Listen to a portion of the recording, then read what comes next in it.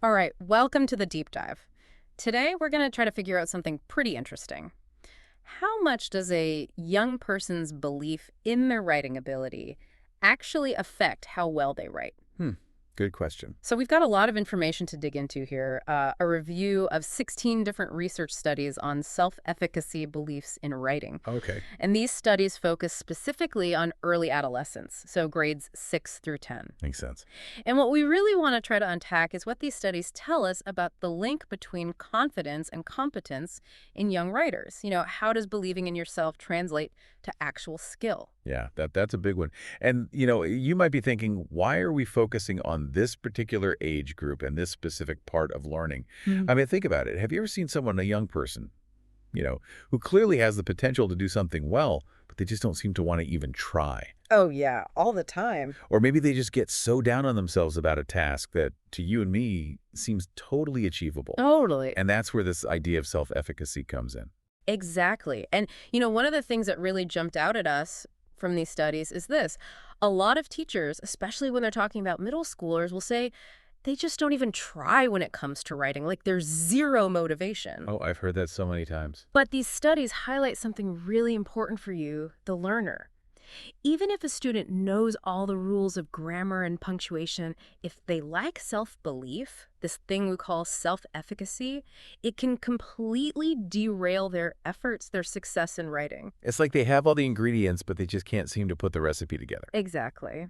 Okay, so let's dig a little deeper here. What exactly is self-efficacy, especially when we're talking about writing?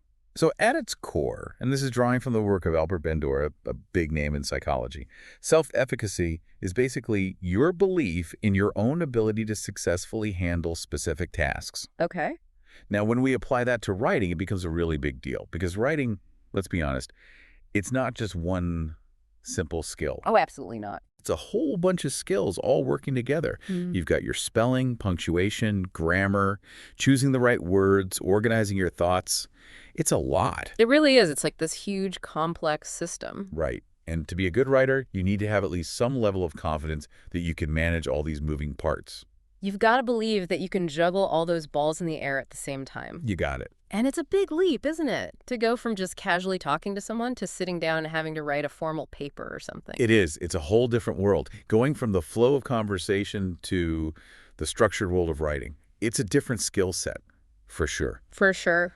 And the research we looked at really emphasizes that these beliefs about yourself, these motivational beliefs, they're not set in stone.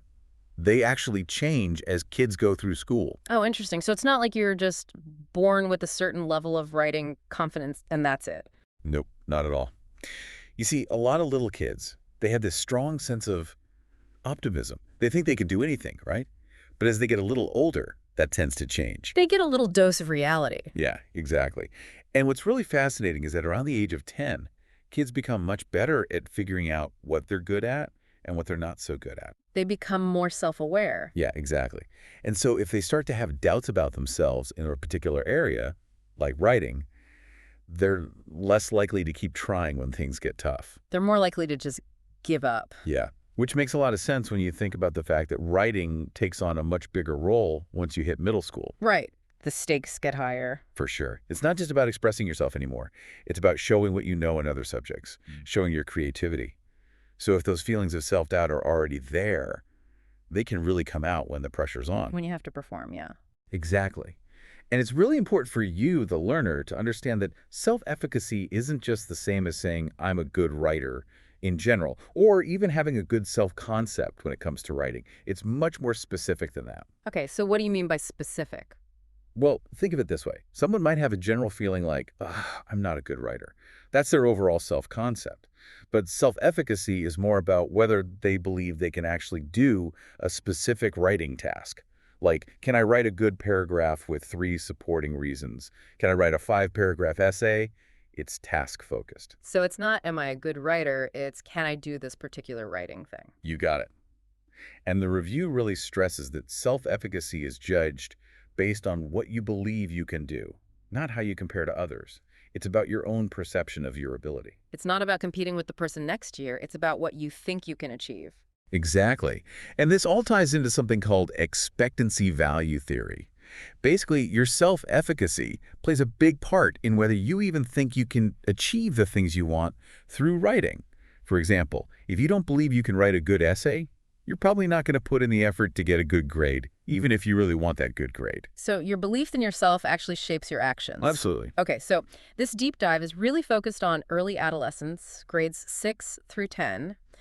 Why is this particular age group so important when we're talking about self-efficacy and writing? Well, you see, there's a good amount of research out there on younger kids and college students when it comes to self-efficacy in writing. Right, we know a bit about those groups. But this period of early adolescence, middle school and early high school, it's kind of underexplored. Oh, interesting. So we're really breaking new ground here. In a way, yeah. Yeah. And it's a really crucial time because this is when student motivation often takes a nosedive. The review talks about organismic factors. Organismic. Okay, what does that mean?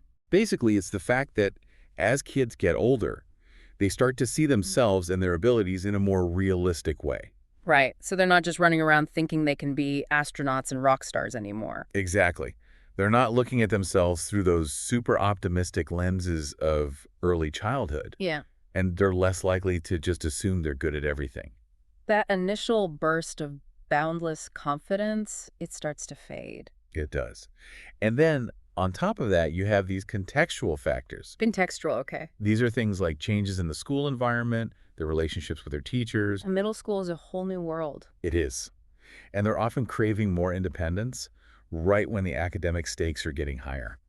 And the kind of support they're getting from teachers might be different too. So they're kind of being thrown into the deep end just when they're starting to doubt themselves. Yeah, it can be a tricky combination.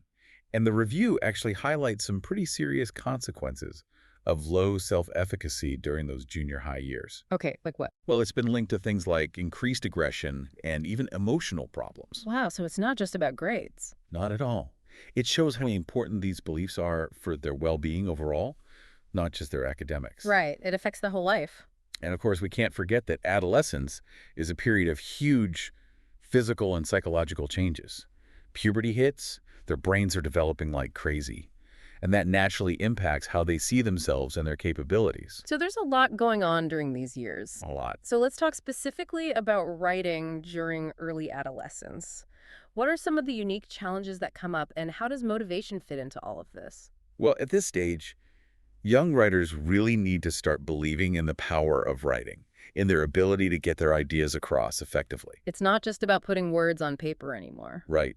Writing gets much more complex. It's about planning, drafting, revising. It's a whole process of self-regulation, and that can feel really overwhelming if you don't have confidence in yourself. Especially when you consider that they're often writing for an audience, for a grade.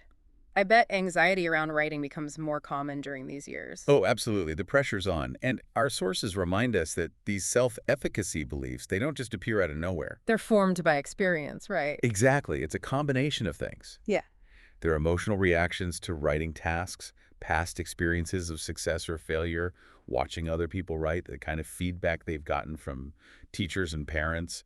It all plays a role. And what's interesting is that the review actually points out that there's not as much research on writing and motivation, specifically during early adolescence compared to other areas. So there's still a lot we don't know. Yeah, which makes these 16 studies even more valuable. Okay, so we've laid the groundwork here. Let's get to the heart of it. What were the key findings that came out of this review? What did they actually learn about self-efficacy and writing in this age group? Well, the most important finding, the one that popped up in most of the studies, is this. Self-efficacy is a major predictor of how well students actually do in writing. So believing in yourself really does translate to better writing skills. It really does. It's a huge indicator of their success. So for you, the learner, this means that just drilling grammar rules might not be enough. You have to focus on building students' confidence in their ability to write. That might be even more important than just teaching them the technical stuff. It's not just about knowing how to write, it's about believing you can write. Exactly. Okay, what else did the studies find? Another really interesting and maybe a bit surprising finding was that students with learning disabilities, LD, they often overestimate their ability to complete specific writing tasks. Oh, really? That's not what I would have expected. Yeah, it's counterintuitive. But it suggests that they might have trouble accurately judging their own writing skills. And the review suggests a few possible reasons for this. The learner. Some studies pointed to differences in how these students process feedback, or maybe they don't fully grasp what's expected of them in a writing task. It's definitely an area that needs more research. Right. We need to figure out how to better support these students. So it's not that they're being lazy or trying to get out of work, it's that they might genuinely not understand where they stand. Right. It seems like there's a disconnect between their perception Hmm. and reality. And the review also pointed out that this overestimation isn't necessarily a good thing. It can actually hinder their progress because they might not be getting the help they need. It makes it harder to address the real issues. Exactly. And the review also highlighted that some studies found differences between boys and girls. Gender differences, okay. In some cases, boys rated themselves as more confident in their writing, even when their actual performance was the same as girls. Interesting. So boys might be more likely to overestimate their abilities. It seems that way, but it really raises questions about how boys and girls see themselves as writers, how confident they are, and where those perceptions come from. Maybe it's societal expectations, maybe it's the way they're encouraged in school. There's a lot to unpack there. Yeah, that's definitely something to think about. What about grade level? Did the studies find any differences in self-efficacy as kids moved from 6th to 10th grade? Well, the findings on grade level were a bit mixed. Some studies did find differences while others didn't. It seems like it's a complex relationship that's influenced by a lot of things, like the school environment, the specific writing tasks, and importantly, how self-efficacy was measured in each study. So it's not a simple, straightforward pattern. Nope. For example, one study found that writing confidence actually dipped between 6th and 7th grade, but then bounced back in 8th grade. Maybe that's just the awkwardness of middle school kicking in. Could be. But another study found that 7th graders had lower self-efficacy than 10th graders. So it's not a clear upward or downward trend. It seems like as writing demands increase in middle school, that initial optimism kids have can really take a hit. And if that happens, it can create a negative cycle where they just don't believe in themselves as writers. So a lot of factors at play. And you mentioned how self-efficacy was measured, which is something the review talks about a lot. They emphasize this idea of specificity and correspondence, right? Yeah, that's a key point. Hmm. It's all about how specific the questions are when you're trying to measure a student's self-efficacy, and then how well those questions actually match up with the writing task they're being asked to do. Okay, break that down for me. Sure. So some studies used very broad questions, like asking about students' confidence in English class in general. So just a general sense of how they feel about the subject. Right. But others used much more specific questions, like how confident are you in writing a paragraph with a topic sentence and supporting details? Or how confident are you in using commas correctly in a complex sentence? So the more specific, the better. Exactly. And this actually helps explain some of the mixed findings across grade levels. When we see these different patterns of self-efficacy, the learner, we have to ask, how are they even measuring it? Are they asking the right questions? The review had some pretty insightful things to say about that. And it sounds like the more closely the questions match the actual writing assignment, the more useful the results are. Absolutely. The studies that directly asked students how confident they were in doing the exact writing task they were about to do, those studies showed a much stronger connection between their self-efficacy and how well they actually wrote. So asking someone how good they are at writing generally doesn't tell you as much as asking them how confident they are in writing a persuasive essay on a specific topic they've just been assigned. So the devil's in the details. You got it. Okay, this brings us back to those students with learning disabilities who tend to overestimate their abilities. Given how important specific measurement is, did the review say anything about how this overestimation might be linked to the way their self-efficacy was measured? Yeah, several of the studies that focused on students with LD, they kept finding this pattern of higher than expected self-efficacy. They were more confident than their skills would suggest. Right. And it seems like this might be because they're not accurately judging their own writing abilities. Maybe they don't fully understand what a good piece of writing looks like, or maybe they interpret feedback differently. And here's something interesting. One study compared students with different achievement levels. They found that while high-achieving students, as you'd expect, had higher self-efficacy, low-achieving students who didn't have LD actually seemed to have a more realistic view of their abilities. So low achievers without LD were more in tune with their actual skills. It seems that way. And this really makes you wonder, what's going on with students with LD? Why this tendency to overestimate? Is it something about how they process information, how they understand their own performance? It's a question that needs more research, for sure. Definitely an area for future study. So, based on everything these 16 studies found, what did the review recommend for schools and teachers? What can they actually do to address these self-efficacy issues in young writers? Well, the main message is that we need to focus on both the will and the skill. We need to help students develop their actual writing abilities, but we also need to work on boosting their self-efficacy, their belief in themselves as writers. So, it's not an either a situation, it's both. Exactly. And one of the most important things is to create positive experiences with writing. Make it fun, make it engaging. Exactly. And help students see that their effort, their strategies, actually lead to improvement. They need to see that they can get better if they put in the work. So, less about rote memorization and more about building that internal motivation. Right. The review also emphasizes how important it is to understand the link between students' motivational beliefs and their use of writing strategies. Teachers need to be really aware of a student's self-efficacy when they're trying to help them improve their writing. Because if a student doesn't believe in themselves, it's going to be that much harder to get them to try new things and to stick with it when it gets tough. So, it's about meeting them where they are and building them up from there. Exactly. And the review actually highlighted a few teaching strategies that seem to be particularly effective in boosting both writing performance and self-efficacy. Oh, that's great. What were they? One approach involved using self-directed prompts to guide students through the writing process. These prompts help them plan their writing, evaluate their work as they go, and regulate their own learning. So, they're kind of acting as their own coach. Exactly. Another interesting finding was that for students who started with low self-efficacy, framing the teacher as the audience actually seemed to help. So, it wasn't just writing for a grade, it was writing for someone they respected, someone they wanted to impress. Right. And that seemed to make a difference for them. And then, of course, there's the classic approach of explicitly teaching writing strategies. Specifically, strategies for planning, drafting, and revising different types of essays, and using word processors as a tool in that process. So, breaking down the writing process into manageable steps and giving them the tools to succeed. Exactly. And these approaches actually showed positive results, both in terms of students' writing skills and their confidence. That's encouraging. But, it sounds like even when students' writing improved through these interventions, their self-efficacy didn't always increase right away. Yeah, that's a really important point.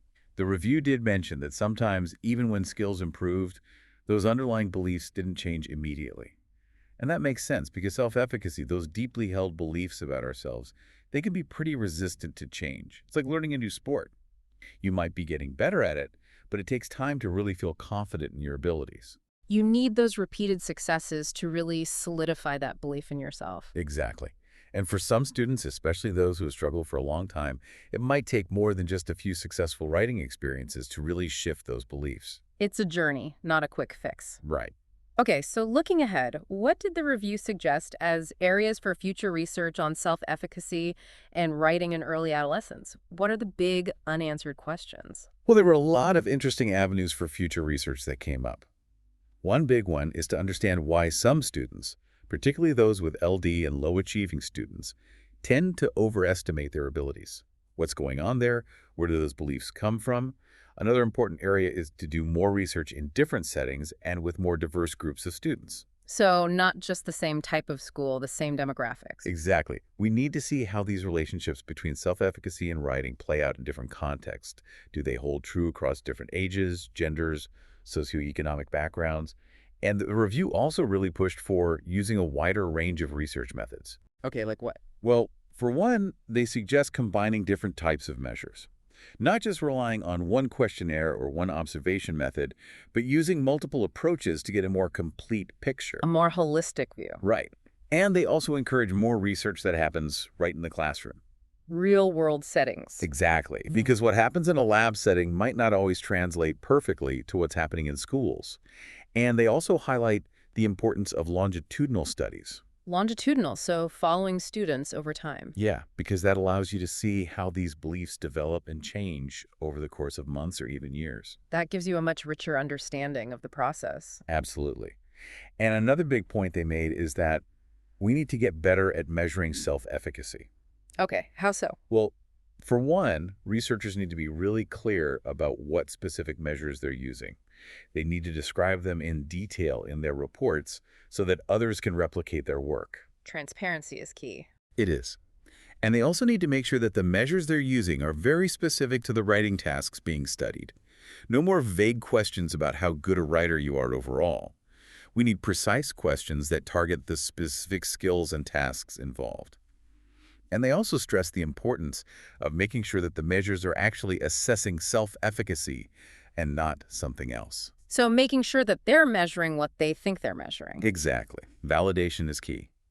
And finally, they pointed out that there's a need for clearer, more consistent definitions of specific student populations. Like students with learning disabilities. Right. Because if different studies are using different definitions, it's really hard to compare their It's findings. like comparing apples and oranges. Exactly. So there's a lot of work to be done.